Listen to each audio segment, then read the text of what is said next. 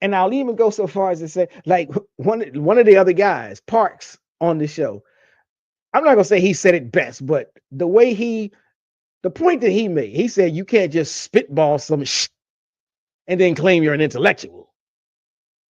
You can't go off of a 30-second clip and then claim you're an intellectual. And I'm like, that's the thing, because if you really wanted to hold up the idea of being an intellectual, if that's what your show is about, if you really wanted your critique of the Joe Budden podcast to have any weight, to have any value, then what you should have done the intellectual thing that you were talking about. You should have done your research and you should have had a conversation and a discussion about that. Like, because even if you're an intellectual, if you're truly an intellectual, and let's take it back to the college lane anyhow, since it seems like that's where they're more comfortable.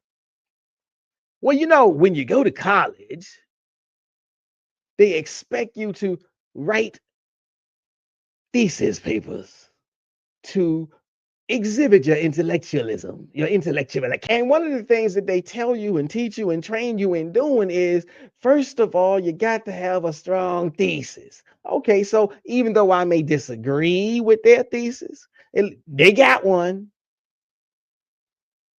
But in order to get any kind of a passing score, your thesis must be supported with 3 rock solid supports, which is where they fail, which is where the intellectualism disappears. Now, you might say they got 2 supports, one of which is weaker than water. Like, this ain't a shit that ain't disrespecting water. But water is weak when you compare it to some hard liquor. And the other one that actually may have had some actual meat to it, it gets buried, it gets drowned out by the weak support where they spent most of their time.